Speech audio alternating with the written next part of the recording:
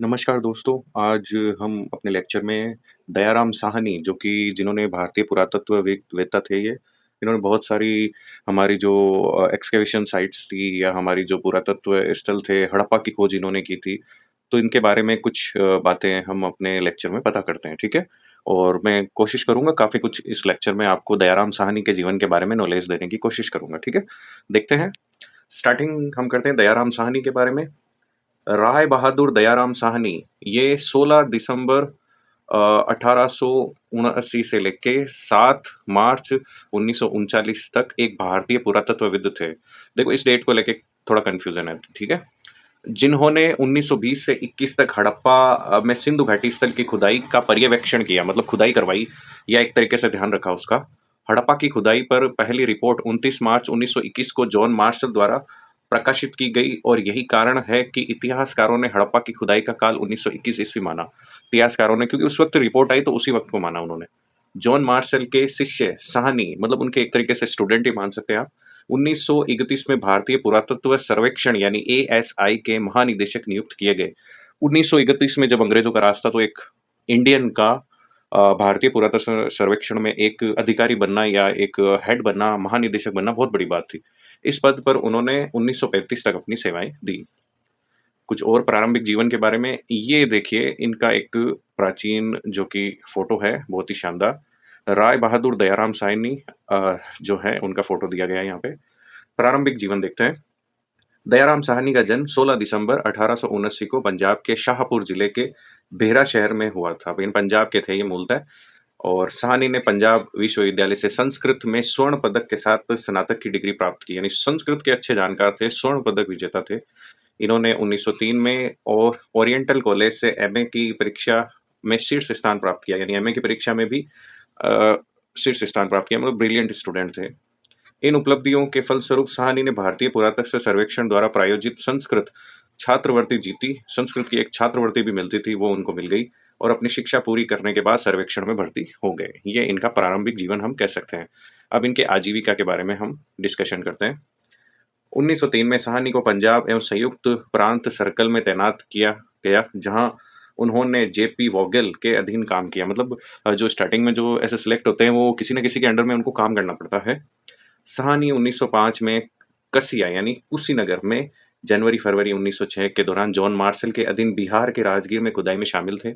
सितंबर 1907 में साहनी ने चंपारण जिले की रामपुरवा में एक स्तूप की खुदाई में मार्शल की सहायता की, यानी चंपारण में एक खुदाई की, स्तूप की, जॉन मार्शल के साथ राजगीर में खुदाई की इन्होंने। इन्होंने सारनाथ में पुरातात्विक अवशेषों की एक सूची भी तैयार की, जिसकी खुदाई उन्होंने 1917 से लेकर 1922 के बीच की थी। ठीक है? आगे देखते हैं इनके बारे में और नॉलेज।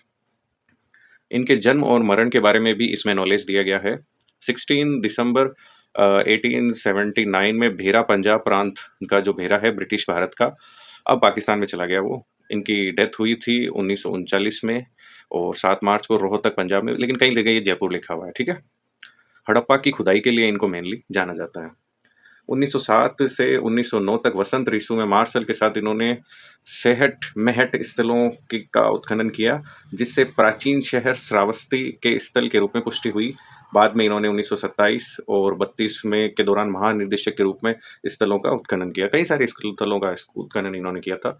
1910 में इन्होंने राजस्थान राज्य में स्थित प्रतिहारों की राजधानी मध्यकालीन मंडोर स्थल का उत्खनन किया। ये भी बहुत बड़ी बात है, राजस्थान से इनका रिलेशन आ जाता है, राजस्थान जी के से। मार्शल ने उन्हें उत्खनन प्रक्रिया के दौरान ही डी.आर. भंडारकर का मार्गदर्शन प्राप्त करने को कहा, हालांकि भंडारकर उनसे वरिष्ठ थे, मगर उनका मार्गदर्शन, लेकिन वो उनसे वरिष्ठ थे, ठीक है? साहनी के बारे में और भी देखते हैं। साहनी ने 1911 से 12 तक लखनऊ संग्रहालय के क्यूरेटर के रूप में कार्य किया। ये बहुत अच्छा पद मेरे को लगता है क्यूरेटर का। जिसके बाद उनका तबादला कश्मीर राज्य के पुरातत्व विभाग में हो गया। कश्मीर में रहते हुए उन्होंने परिहासपोर यानी पुराना स्टान यानी वर्तमान इसको बोलते हैं पांद्रेथान और हुश्कापुर, जिसे उशपुर बोलते हैं, बौद्ध स्थलों का उसको उत्खनन किया। मतलब वहां भी 2 बौद्ध स्थल थे। काफी डीप नॉलेज हो गया इनके बारे में। 1913 से 15 तक उन्होंने राजा अवंती वर्मन द्वारा निर्मित अवंतीपुर यानी विष्णु शिव मंदिरों का उत्खनन भी किया। साहनी 1917 में लाहौर लौट आए। उन्होंने संयुक्त प्रांत और पंजाब के प्रभारी बनाया गया। सहायक अधीक्षक के रूप में कार्य करते हुए साहनी ने हड़प्पा में सिंधु घाटी स्थल का उत्खनन किया। जो उत्खनित होने वाला पहला सिंधु घाटी स्थल था। ये जो हड़प्पा वाला जो स्थल था 1917 में, ये पहला स्थल था उत्खनन होने वाला। हड़प्पा के लिए ही ये फेमस हुए थे। 1920 में एएसआई रिपोर्टों में दयाराज साहब ने 1917 में शुरू होने वाले अन्वेषणों का वर्णन किया, क्योंकि उन्होंने तब से माउंट गोमरी जिले हड़प्पा के पास प्राचीन स्थल पर प्रारंभिक जांच की थी। 1923 से 25 पर फिर हड़प्पा की खुदाई की। 1930-31 में आर्नेस्ट जे एच मैके की सहायता से 1920 में अब वे काफिर कोट के खंडेर मंदिरों की खोज और जीर्णोद्वार में शामिल थे।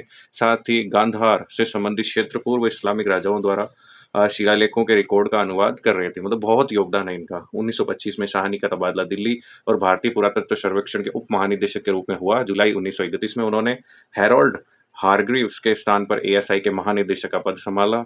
1931 में महानिदेशक का पद मिल गया, तो साहनी ने इस पद पर नियुक्त होने वाले पहले भारतीय मूल के व्यक्ति थे। बहुत ही अच्छा इनका जीवन रहा है, उपलब्धियों से युक्त। 1923-24 के सत्र के लिए एएसआई वार्षिक रिपोर्ट में साहनी ने लखमंडल मंदिर परिसर में प्राप्त निष्कर्षों की जांच की। 1928-29 में सत्र के दौरान इन्होंने मथुरा में पाए गए 7 कुषाण शिलालेखों का संपादन एवं प्रकाशन किया, जो अधिकतर कनिष्क से संबंधित है। यानी कनिष्क का संबंध मथुरा तक था, कनिष्क की राजधानी भी थी वो। निवृत्ति देखते हैं इनके। निवृत्ति के अंदर है 1935 में अपनी सेवानिवृत्ति के बाद उन्हें जयपुर राज्य द्वारा नव स्थापित पुरातत्व विभाग के निर्देशक के रूप में नियुक्त किया गया। उन्होंने प्राचीन विराट नगर स्थल पर अपने उत्खनन पर एक पुस्तक प्रकाशित की। यानी विराट नगर से सीधा सीधा इनका रिलेशन हो जाता है, जो शास्त्रीय काल में जयपुर क्षेत्र की राजधानी थी। शास्त्रीय काल नहीं, पुरातन काल बोल सकते हैं, पुराना जो महाजनपद काल। उन्होंने 1936-38 के दौरान नालियासर सांबर में उत्खनन, देखो नालियासर से भी इनका नाम जोड़ा जाता है और विराटनगर से भी जोड़ा जाता है, जहां उन्होंने अन्य चीजों के अलावा गुप्त काल से संबंधित मरोली के सिक्के मिले। गुप्त काल से संबंधित सिक्के मिले। उन्होंने विराटनगर स्थल के पास प्रागैतिहासिक चार्ट कलाकृतियां भी पाई। उन्होंने नव स्वतंत्र भारत के पुरातत्व विभाग को प्रभावित किया। उन्होंने गोरखपुर और सारण जिलों में उत्खनन किया।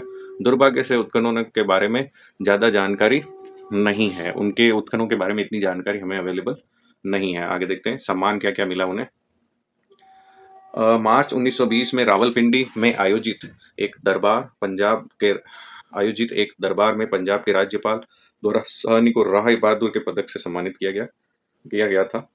1935 में एएसआई की सेवानिवृत्ति के तुरंत बाद साहनी को Order of the Indian Empire का कैंपेनियन बनाया गया। बनारस हिंदू विश्वविद्यालय ने उनकी स्मृति में दयाराम साहनी स्वर्ण पदक की स्थापना की। इनके मौत के बारे में, उनका निधन 7 मार्च 1939 को 59 ईयर्स की एज में रोहतक हरियाणा में। कहीं पर ये जयपुर भी लिखा हुआ है, तो इसमें थोड़ा कंफ्यूजन है।